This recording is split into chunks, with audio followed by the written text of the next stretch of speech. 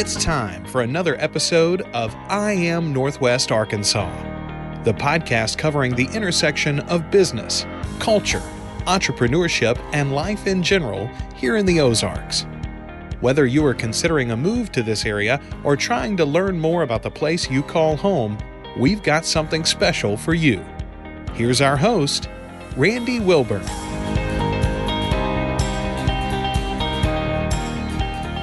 Hey folks, and welcome back to another episode of I Am Northwest Arkansas. I'm your host, Randy Wilburn, and I'm excited to be with you today. I'm always excited. I'm sitting here in the Furman Garner Performance Center at KUAF. You know, we've partnered up with them, so we record a lot of episodes here at Furman Garner, here at KUAF, and today, as usual, I'm sitting in front of another amazing guest that has decided to spend some time with me and talk about what they're working on. But before I tell you about what they're working on, one thing I want to say is I really appreciate the tribe that is I Am Northwest Arkansas. I appreciate the people that support what I'm doing. I was amazed. I was talking with somebody today about just the podcast, and I'm like, man, I've been doing this for 4.5 years. Every single week. I have not missed a week in 4.5 years. And so there's something to be said for consistency, right? I was looking at a post about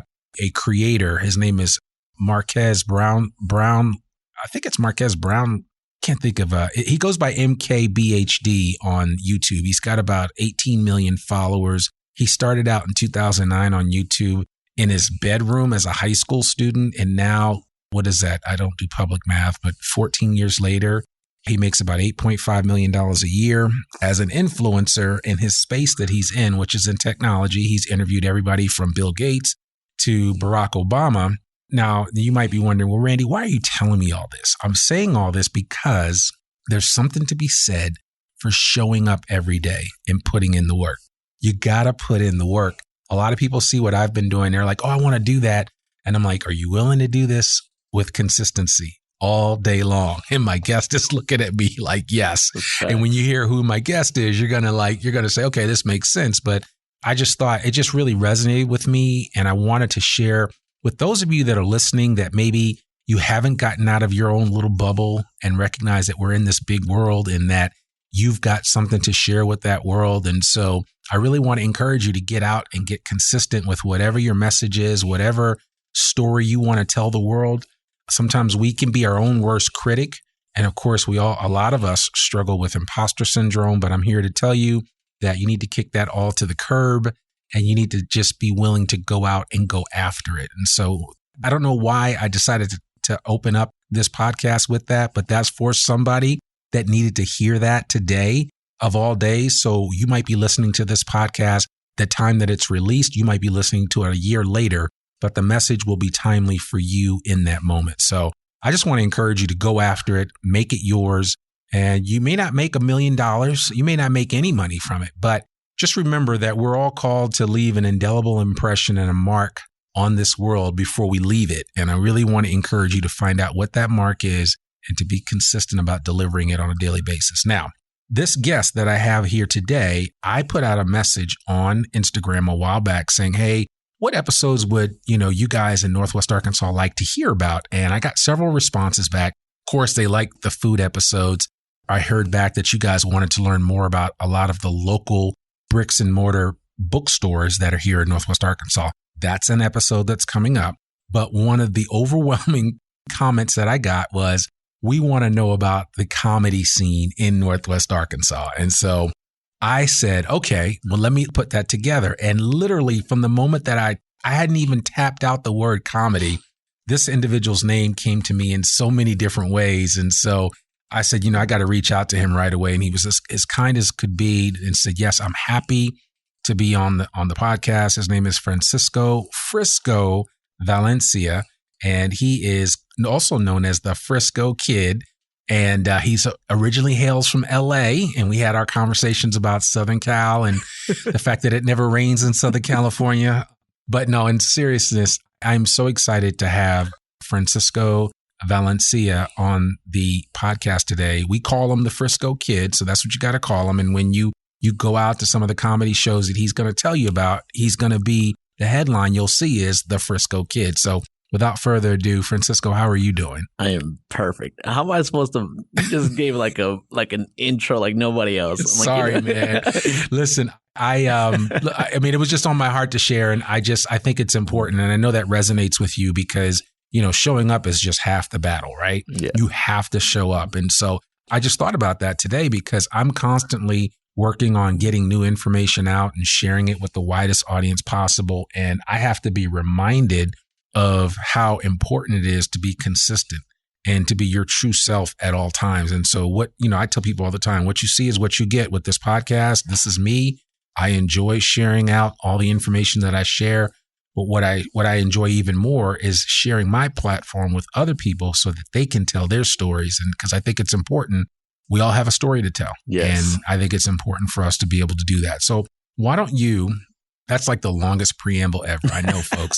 Why don't you go ahead, Frisco, and give your superhero origin story. Tell the audience why they should even care about what you are up to here in Northwest Arkansas. Ladies and gentlemen, boys and girls, children of all ages, welcome. That was pretty good, huh? It was good. I like that. Man, so many things are happening, and right now it's out of control. Just now, I'm booked up all the way to November now. It's so exciting. Comedy is just taking off, and not just any comedy, the way we're doing comedy. Okay. That's what's separating us from, I got my own team, Joe Means, Sean Chopola, Ayla, and every now and then Crabgrass will make an appearance. Okay. And right now we did a show last week. It was like Friday at the Boss Man restaurant in Rogers, and they were a little worried. They're like, we've never had a comedy show here before. At the end of the night, all we hear is we need more chairs. I can't believe as many people showed up. Right. And so you guys have to come back. Yeah. The same thing happened in Eureka. Exact same thing. And I keep telling people, man, you guys show up and look what we're doing. It's amazing just to see the way people are interacting with us. And it's exciting right now. And I'm, like you said, when I first started, I had nobody come out to my shows. Yeah. Promoting. And it just, like you said, showing up. And finally got over the hump. And now it's, like I said, right now it's just the phone is just blowing nonstop. It's so exciting for me because I'm like, man, I need a schedule now, Yeah. So I'm looking, so many things are happening and I'm very excited. Yeah. Well, you should be, man. And I certainly applaud you and your team. I'll have to get everybody's correct spellings down so I can put all that in the show notes and folks can find out where they can next see the Frisco Kid. And I definitely want to come out to a show because I'm a big comedy fan. I go way back, right, to like Richard Pryor. I remember as a kid growing up, comedy for me was like LaWanda Page, who played on, Sanford and Son. And she was a foil to Red Fox's character, to Fred Sanford. And as a kid, I couldn't listen to her records because they were, were kind of like not X-rated, but R-rated, right? Yeah. And so, and then and even Red Fox, I couldn't listen to him because his stuff was R-rated. And then, of course, Richard Pryor, but Live on the Sunset Strip is probably one of the greatest comedy albums of all time. And I remember my dad owned it and I would sneak it and listen to it. And man, you talk about laughing. Yes. I mean, it was so funny. And then I was kind of at that age when you had comedians like booking stadiums and stuff like that. And when Eddie Murphy did Delirious. And I mean, some of the folks that are listening to this can remember that. But then there's a whole new generation that, their greatest comedians are reaching them through TikTok. Yeah. You know what I'm saying? So it's kind of come from a place where we were in vinyl before. And then, we kept iterating, and then we would have some of our favorite comedians. We'd see them in movies and we'd see them online on shows or on HBO and then Netflix. But now, so like accessible. My kids, it's so accessible. It's like anybody that's funny can do a bit or a skit and show up for everyone to see. Mm-hmm. That's how people are getting discovered nowadays. Yeah, we're hitting the TikTok now. Like we're starting to hit that now. We're starting to hit all platforms because it's true. Like I'm watching these comedians that are like first started out as making funny videos and now they're touring doing comedy sets. And I was like, that's crazy because that's not their first instinct is to be a comedian. They started like this guy named the Polar Bear. Okay. He was he made funny videos. I didn't even know he was a comedian until I saw him on, like, he has a tour out, and I was like, what? Yeah. So yeah, like I know what you're saying about TikTok and like doing that, because a lot of people that make videos and like stuff like that they get discovered like that. So It's like now I have to figure it out. And I was like, all right, how do I work this TikTok? Yeah, how do I do that? Yeah, I know, right? I'm a little older for TikTok, but I wouldn't mind. I have some ideas about how I'm going to use TikTok, especially with this new business that I just started. But that's neither here nor there. I think that it's the understanding of, TikTok as a channel, right? Mm-hmm. In the same way that as a kid growing up, I would turn to channel 2, 4, 5, and 7 because those were the local channels in my area. In the same way that we turned to 4029 or whatever. TikTok is a channel. Mm-hmm. Facebook is a channel. Instagram, a channel. LinkedIn is a channel. Each channel represents something different to different people. And so, it's just that ability to understand the channel that you want to go in and also understand where is your audience? Yeah. What channel do they frequent the most? Right. But I love for you just to kind of talk about, like, were you always interested in comedy, even back to a child growing up in South Central LA? So, growing up, I grew up in a rough neighborhood. And, when you're on TV, I'm just, the stuff that I was into, like I would play soccer, like all the stuff, growing up as a kid. And I just remember one day, flipping the channel, and I just remember waking up and sitting there, and I was like, I'm going to turn on TV. And I turn on TV and I see George Lopez. Mm-hmm. And he was doing stand-up. I've seen stand-up, but I've never seen stand-up. Yeah. Because I would watch the Kings of Comedy and that Cedric the Entertainer. Sure. All those guys. And I would see them and I was like, man, this is funny. But then the Lion Kings came out. Mm-hmm. And that's when I remember just turning it on, seeing George Lopez, and it made me, I can relate. And it was like, he's brown, he's Mexican, he's just like me. And he's on TV. Yeah. So like now my imagination opened up and I was like, that always stuck with me. I was really good at sports. I was good at a lot of things, but it was just like something in the back of my mind that's like, I have a thing for just vibing with people. And when I see somebody that, they don't talk too much, or the amount of friends that I have is just crazy how there's like different personalities. Like, dude, how do you know all these people? And how do you talk with these people? And I was like, I find something they like and then I dig into it. So I have something in common. So I have something to talk about. Yeah. I don't like people getting left out. So when I see that, I encourage them, like, hey, come look at this. Hey, this guy likes this, this, and this. And then fair enough. I want everybody to feel like, even at shows, my team, we have so many different personalities. I want something for somebody. Yeah. So when you come to a show, you're not just like, he's only going to talk about this. No, we have definitely personalities. And I want everybody, when they come to a show, to get an experience. When they go home, they're like, man, that was so funny. Or like something that makes them, like when you eat candy or you eat good food, you go and you're like, man, that was a good dinner last night, right? Sure. That's how I want people to leave my shows. So Right. It excites me. So just seeing that and just the way they laugh, or like the way people laugh, or people that, but you can't make him laugh, or some like out of my team, like people that I know, my friends are like, what do you have in common with this person? Yeah. And it's something that I feel like I'm good at, because I figure them out, I figure them out. What do they like? And then I just dig into it. And the moment I see them reach for something, what are they reaching for? What do their Instagram look like? Or just something that and I just poke on it. So like all different friends that I have, they all have something that I can touch on base and bring them in. Yeah. It's like something I was gifted with, or I don't know if it's another talent that I got. So Well, yeah, I think it is. I mean, certainly you have to be sensitive to who your audience is, but I also think that, to me, humor is an international language, Yes. right? That's why even some of the greatest comedians were silent, that they just delivered their comedy through movements. And so I think it's interesting that, and I think I'm thinking of like Charlie Chaplin, right? Yeah. Or somebody like that. But when you think about today, just, being able to kind of share something that's lighthearted, that kind of has a person saying, oh yeah, I understand. That makes sense. I get that. Right.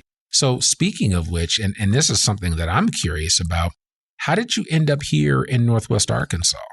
Of all places. When I graduated, JV Home brought me out here. Okay. JV Home was like, hey man, you speak Spanish, you look good. No, I'm just kidding. We like the way you're funny, bro. Come on in. Nah, as soon as they gave me an offer and I came out here. How long have you been here? 4 years now. Okay, cool. Yeah, wow. So you're like one of the few people that have been here longer than. So that's kind of cool. Yeah. And you've seen a lot of change even in 4 years. Oh, yeah. Like I have in 8 years. Yeah, I saw snow. Yeah, exactly. Exactly. It doesn't stay long, but it does come from time to time. It stayed a long time for me, man. Well, yeah, too long, right? Because you don't see any snow in LA. If you see snow in LA, you got problems. You're in the mountains. Yeah, Big Bear. You got to go to Big Bear. Yeah. So Well, no. So, okay. So you got out here a couple of years ago working with JB Hunt.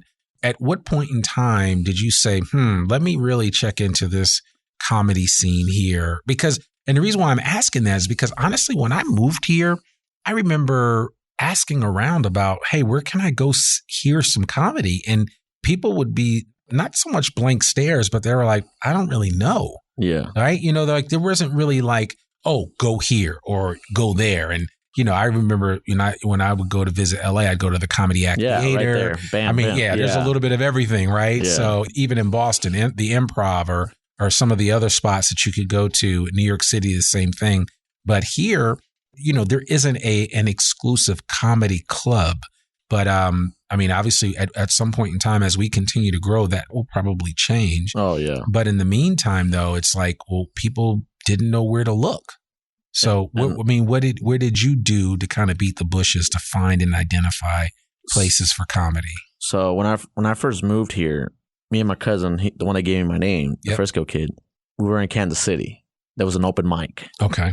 And I saw it and I got so excited. I was like, I've always wanted to do this. I want to see if I'm good at it, you know? So we go in there and he starts hyping me up. He's like, sign up. And I was like, man, I don't know if I want to sign up, you know, like I'm nervous, you know, just, I wasn't 5 minutes, right? Yeah, I wasn't 5 minutes. Okay. I wasn't nervous, but I was just kind of like, am I good enough to do it? Yeah. You know? So I started thinking about like, one of the guys told me, talk about one of your experiences that was the funniest to you. Yeah. So I sat down and then the guy came up to like, hey man, this guy hyped you up. Everyone's looking forward to your set. And I was like, great. So he tells me, he's like, here are the rules. You know, it's open mic. We don't have that many comics tonight. So you got 5 minutes. We light you up at 4, so wrap it up and then finish your joke. But if you're good, we'll let you go on. Okay. So I was like, all right, cool. I get on stage and it's finally my turn and I go up there and I'm in there, I do a set and I'm sweating. Like I'm sweating. And I was like, man. So, you know, I wiped my sweat off and by the end of the night, I'm like, thank you. I'm the Frisco Kid. Thank you so much. And I got off stage, it was clapping, you know? Yeah. And I come off stage, I'm like dripping. I was like, man, those are the longest 5 minutes of my life. I know. My cousin said, what do you mean 5 minutes? I was like, you were up there for like 35 minutes, bro. Really? And I was like, are you kidding me? He's like, no, bro, you were up there a long time. I was like, man. And fair enough, everybody came up to me and was like, dude, that was like, where are you from? Yeah, or where do you do, or like, do you live here? And I was like, oh my goodness. I'm from LA. And they're like, oh, so you do comedy out there? And I was like, no, bro. It was like the first time that I've gotten on a mic and actually done it. And it was just like, after that, coming here, I started looking around and they had like open mics, but it was mostly for music. Sure. So, you know, it's like when I first started or when I was looking around, seeing, you know, being out the bush, like, hey, where do I go type of thing. Now they're everywhere. Now you can find them here, one in Fayetteville, the club 509 at the Kava Bar here. Mm-hmm. They do it on Thursdays and they do it Fridays. So they got this in Fayetteville. This is right here. Okay. I'm going to have you give me kind of a rundown of the places where we can find some comedy. And then I'll put that in the show notes so that people can, and of course we'll get, like, because you have a website, right? Yeah. Yeah. So we'll make sure that we link to your website as well so that people can find out what's going on. Yeah, that's perfect. Yeah. Perfect. So I love that. Well, okay. So here's the thing. You know, I do a lot of public speaking. Public speaking is not something that's scary to me. I have told people if they want to become a better speaker, there's two things that they could potentially do. One is to do some improvisation. What happens with improvisation is it causes you to be creative in your thinking and be willing to go with what you're given, right? Comedy is another option that you have because, you know, you have to prepare. Typically, you only have a very short window of time to share whatever you're going to share, which means that if you're going to tell a story, you have to have a clear beginning, middle, and an end and be able to wrap that thing up, like you said, in 5 minutes or whatever. In your case, it was 35, but you're a natural. So, but my question to you is, for people listening to this, what do you think it was about comedy here in Northwest Arkansas that, you know, maybe took it a little bit longer to really grab hold? Because I know we're coming out of the pandemic. People obviously weren't going out to see, you know, shows for a while there. But now that we're out, it seems like I'm hearing way more about comedy in Northwest Arkansas now than I was pre-pandemic.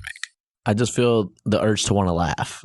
Yeah. And people just want to have a good time, and how it blew up over Instagram, TikTok, everywhere has blow up. People want to see comedy now. It's just like that's a thing now. Yeah. So I feel like everyone's now excited to see it, and I feel like that's why people are coming to the shows a lot because they want to laugh, and we're delivering. Yeah. It's one thing for you to to have a comedy show and be alright, but when you have the right team, we're hitting on every level. So it's just people get excited about it, tell their friends. And now it's no longer, hey, there's a comedy spot. It's starting to become, we need to be there at the next one. So, right. And I always encourage people to come see what we're doing because the comedy scene here sometimes is not for everybody. So we changed up. We have our own team that we changed up everything. Really? Yeah, like we stay away from crude stuff. Okay.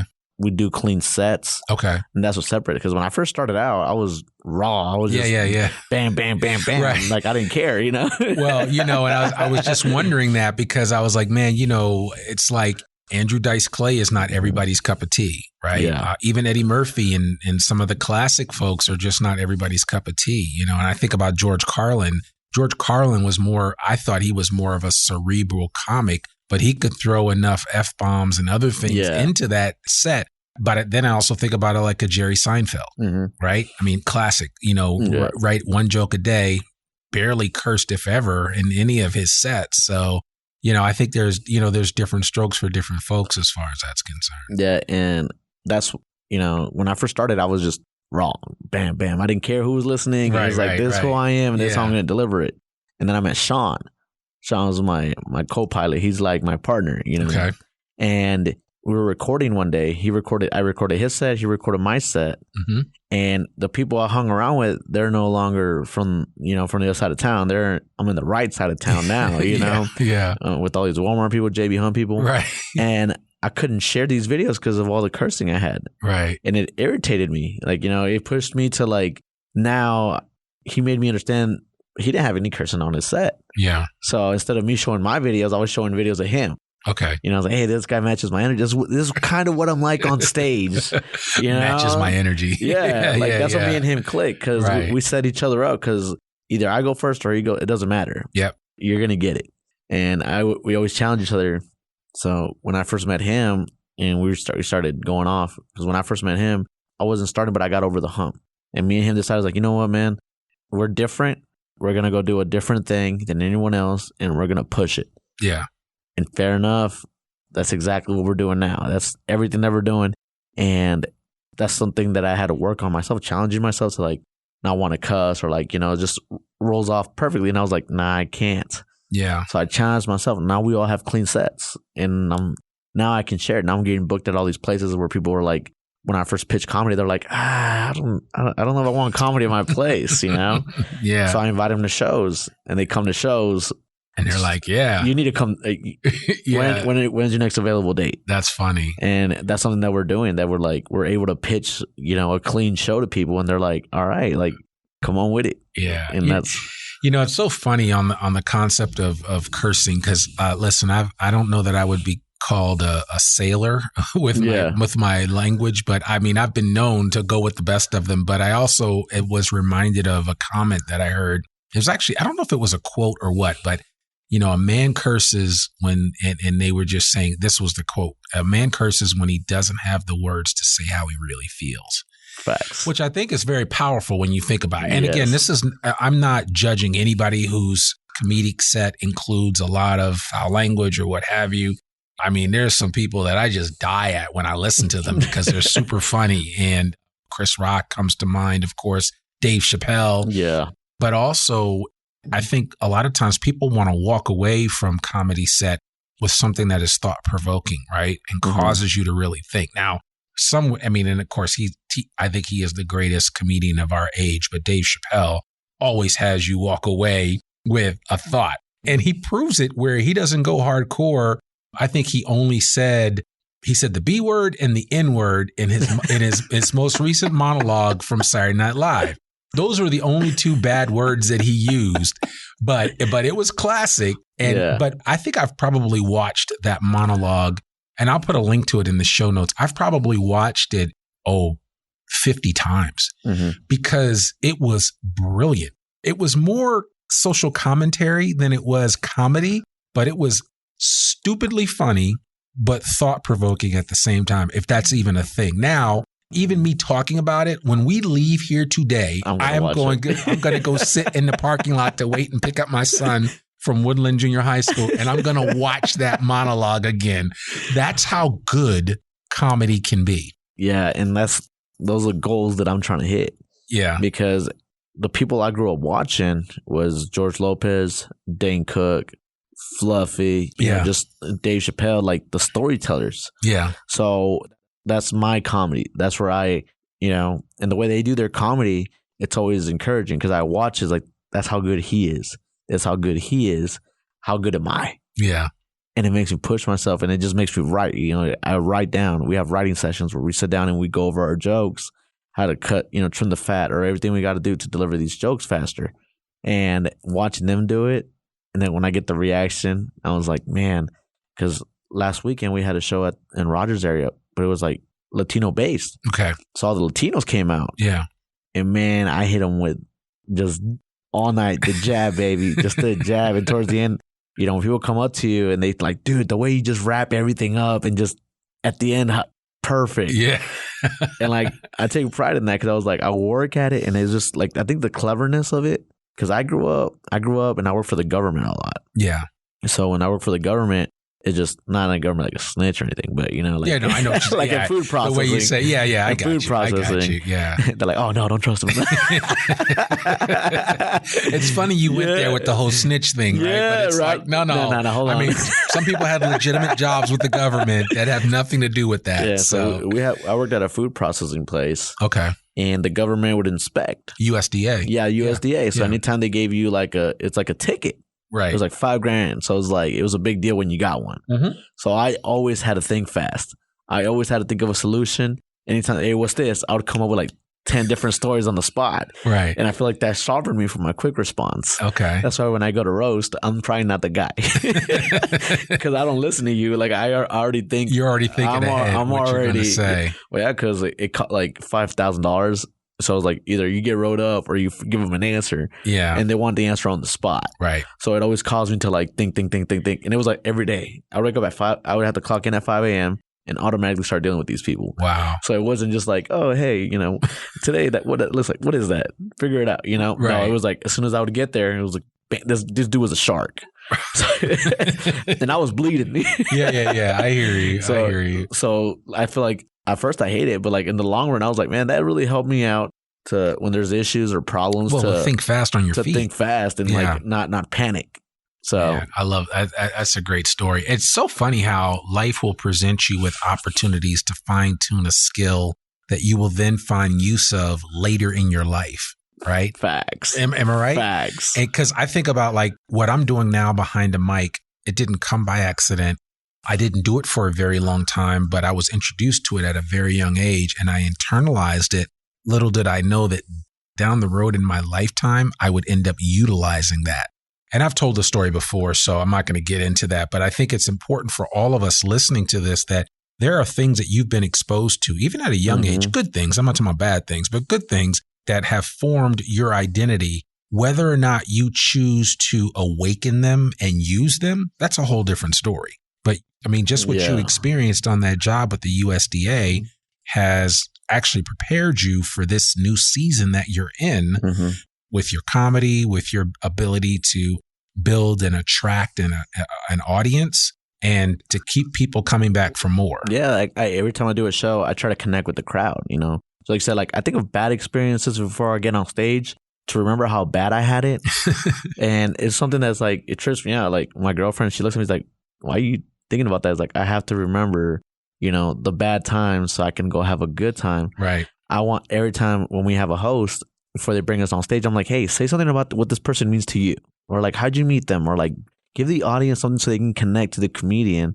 So when you get on stage, it's easier for them to want to hear him. Okay. You know, like for instance, if you were on stage, I'm like, hey man, give it for this man. This man, one of the greatest persons I ever met. Good on the mic, man. When I first met him, he met me with a smile. So, you know, give it up for this guy. It already makes you want to go out there and like, yo, I want to give this man a hug. You know? Exactly.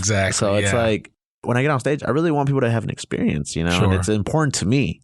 It's important to me because, like I said, we're our own critics, you know, and when I have people come and tell me that how good the show was or like how excited they are, a smile on their face. Yeah. I'm like, where can you pay for that? You know, like the payment is there, like just because I always want to make people smile. I always want to have, when people are around me, I want them to feel like they're the best person ever. Yeah. You know, when I walked with my crew, the first time I walked in with them or we were hung out as a crew, they're like, Frisco, how do you know so many people? Or, you know, everyone knows you. And I was like, you know what? I need you to feel the same way. It's all about attitude, man. Yeah. Like when I talk about you, I tell people you're a superstar. I let them know you're like one of the best people I ever met. I hype you up. So when you show up, I want you to be yourself. I want you to be the 100% when you're around people. So, you know, because I want you to feel it. Like when you're around me, I want you to feel like a superstar. I want you to feel like the energy, how positive energy rubs off on people, and the experience they leave when they talk to you is just something it's important to me. Yeah. So when you come to one of my shows, I'm not attacking you. I make you see things through my eyes. Sure. And that's how I tell my comedy is a point of view. So when I go in the crowd, everybody's like, "Oh, you should do you make fun of?" Like, I don't do that, bro. Like, I'm not a bully. You know what I'm saying? When you come to my show, you become the Frisco Kid. You're watching this show through my eyes. Yeah. That's where the storytelling gets involved, and that's when I pepper everything, season it right, and then bam. Yeah. No, I love that. Well, you know, I mean, there is something to be said for, you know, not necessarily making an individual your foil when it comes to your comedy, right? Mm-hmm. It's more of a commentary about a type of person, not an individual, like a specific person. There are times when you can do it artfully to the point where it's not so much unflattering. It's kind of more flattering. It's like, wow, this person's actually talking about you, and they're doing it in a way that it's making people laugh, but you know, you don't feel bad at the end of it, you know? So there is an art to that. And certainly I would imagine that as you have gone out there and continued to practice it, I see delivering comedy is in the same way of working out, like it's building a muscle. Yeah. I mean, so your muscle's just getting stronger and stronger the more you get behind a mic, the more you get up on stage and share. And so what would you tell somebody that's listening to this that may have been, you know, they may feel like they want to do some comedy, but the only comedy they do is in their garage to their family or to themselves, right? How do you encourage that individual to kind of get out of their own way and you know, let the world hear what they have to say? To go out and do it. Like I always like I had a new guy that's never done comedy and he's always wanted to do it. It's like, hey man, do you think I should do it? And I was like, dude, I'll go with you, bro. Like, let's go. Like, you don't have to worry about nobody. Everybody here's a comedian. They're here to see you. They're not going to judge you. They know you're practicing your stuff. Just do it.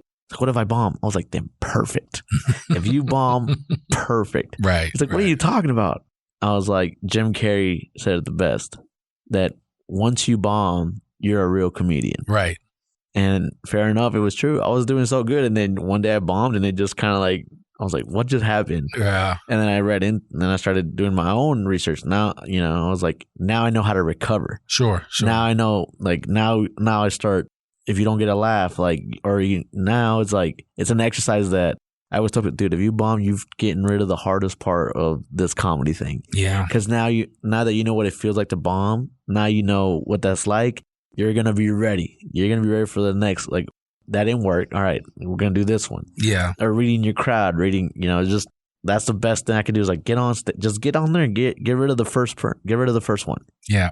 And if you bomb again, then keep doing it. Yeah, keep doing it. Yeah, I know, which is crazy. It's like riding a bike, you know, and if you keep falling down, you got to keep getting back up and riding it until you can stay upright. And I think it's important because improv lends itself to that, right? It's just the ability to, in the mid-stroke, to go in a different direction. When you learn that, then it becomes easier for you to understand, you know, what the deal is, you know, when you're not getting the reaction that you would hope to get from an audience. Yes. And that can apply. You can use that in business. You can use that with your family. I use it with my wife all the time. So, you know, because I got to be quick on my feet, right? And you get like they say, come corrected, don't come at all. So you better come with it. Yeah. So, but no, I love that. I think that's really good advice, and certainly for anybody listening to this that is even remotely thinking about being a comedian or, you know, just finding something different. I look at it like this. I know people all the time, like people talk about public speaking. I think people fear death more than they fear public speaking. I hear that. You know, it's true. It is true. Jeez. And so I've always tried to help people overcome that by saying, here are different ways for you to get over that fear of presenting yourself to the world, right? Because you do it every day, but not in a setting. Like if somebody said, hey, there's 1,000 people across the street at the Fayetteville Public Library, and we want you to come share a couple of words, I'm over there in 2 seconds. I have no problems with that. Now, some other people would be like, listen, you can just shoot me now because I'm not walking across that street. I don't want to be in front of that. But, I tell people all the time, it's not as bad as you think, but you've got to get to a place where you're comfortable in your own skin and you don't worry so much about what people will think because you have something to share. That's something that I encourage to people go out and do something, like follow their dream, because everything that I'm doing right now, my life has gotten a lot easier. Yeah. And it's true because I remember I've always wanted to do it. Yeah. I've always wanted to do it, and I've always found excuses. I've always found something that's like, I'm not good enough. I can never be George Lopez. I can never be Dave Chappelle. I can never do that. They've already taken up that spot. Right. Exactly. You got to find your own spot. Yeah. And I tell people all the time, go out there and chase your dream, because chasing this is so much fun for me. Yeah. And everything, like my life has gotten easier. Like I can literally, like that I'm booked up all the way to November, I applaud you, man, for putting that work in. And that's what it's like right now. What do you think it'll be like a year from now? You'll be like, I'm already booked up for the next 6 months. And then a year from that, you'll be like, I'm booked up for the next year. And earlier this year, I looked at the Apollo in Springdale, and I was like, I looked at it, and it just reminded me of Chris Rock, of like all these people that performed at the Apollo. And I told myself, I'm going to perform there this year. I'm going to perform. I don't care how I got to do it. Put in the work. I'm going to do it. Yeah. September 16th, we had a show at the Apollo. That's awesome. How did it go? Beautifully. Good. We got, like I said, pitching comedy to people that were doing clean comedy. It's hard to believe that there's clean comedy out there. And all the people that went, we had 2 shows. Earlier, it was all the grandparents, all the older crowd, and they went. And the lady that booked us, she was so scared. She's like, please don't give these people a heart attack. Yeah. And I was like, don't worry, you're in good hands. Trust me, relax. Yeah, that's funny. As soon as she saw the first show, she came and sat in the second show, relaxed out of her mind. She's like, no, I was scared in the first show. I saw what you guys did. Go crazy. Yeah, exactly. Go do whatever you guys want to do. You sold what I needed to sell today. Yeah. And that's fair awesome. enough. As soon as we got done with that show, 3 calls. Hey, when can you come over here? Exactly. When you come over here? And I love that. It's something that I pride myself in. So like the fact that someone got to they're so scared. You should have seen them. She was like panicking the whole time. It's like, I've never seen these guys do comedy. And look at the crowd. And I was like, I know, look at them. They're going to love me. Yeah. I love that. So have you performed comedy in the 4 major cities here in Northwest Arkansas, Bentonville, Rogers, Springdale, and Fayetteville? Mm-hmm. Okay, cool. What would you say, is there any difference between the locations, or they're all very similar in terms of the audiences that you find? No, usually all of them have different spaces because some are restaurants with a stage. Sometimes, like when I first came in here, the hardest part was, can I be louder than the musicians? Yeah. And the people playing music, can I be louder than them? Yeah. And with the voice, I am my energy, bam, right away. So in a loud crowd, it doesn't matter. You're going to hear me regardless. Sure. And that's something that I have. Because I'm like a ball of energy. When I get on stage, I'm on one. It's just in it. I can't. That's how I am, and I'm just a hype person. So if it's a loud crowd, it doesn't matter. Mm-hmm.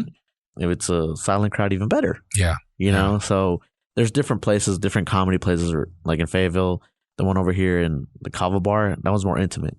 It's real quiet.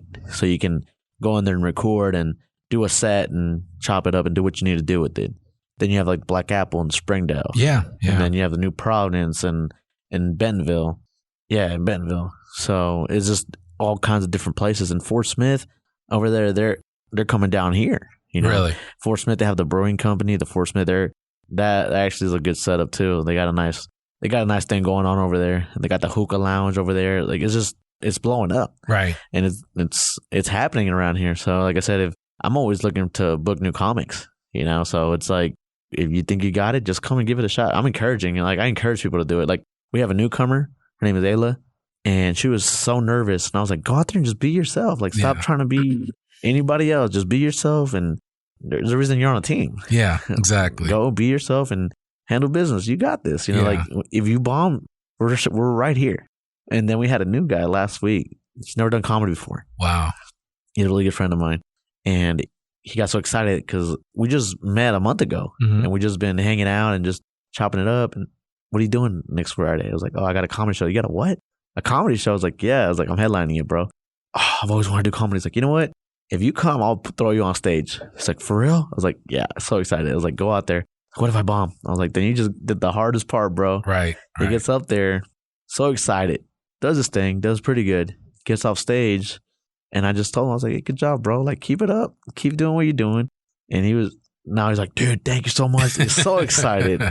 And it's just, I don't even know where I was going with that. I just wanted to give him a high five. Yeah. Well, I mean, that's you sharing your platform with somebody else. So I think that's powerful. And certainly I would encourage you to continue doing that because you don't know the difference that you'll make in somebody's life by giving them that opportunity. I had a person come up to me after a show one day and going through depression, going through it. She came to the show. After the show, she walked up to me and said, I didn't have to take my pills. You don't understand what this means to me. Yeah. And she told me that she was going through depression and she was going through all these things. And she just wanted to say thank you. And she was waiting for me. Like I saw her and I didn't think nothing of it. So when I finally got around to her, she just kind of looked at me. She's like, can I tell you something? And then she told me, it's like, thank you for doing that. And I was like, oh, I do this all the time. I don't know what you're talking about. And then she told me her story. And that was, and it was kind of motivate. That's why I feel that when I do my shows that I want you to feel something when you're at my shows. And that girl, when she told me that, it just like, it felt some type of way because no one's ever complimented me like that. Right. You know? Right. And I feel when she told me that, it just made something in my heart open up to be, that's how I want everybody to feel at my show. Yeah. Like, I don't want you to feel going home cringed, I can't believe we said that or this and that. And I feel watching Dave Chappelle, George Lopez, how the way they do things, the way they get to storytelling. Like, I don't have to be Dave Chappelle. I don't have to be George Lopez. I have to be me because I don't know how to be them. Right. You know, and I feel like being them is a cheap imitation, and I can't do that. Be the best version of you. Yeah, I can't do that. I always tell people, it's hard for me to tell you a joke.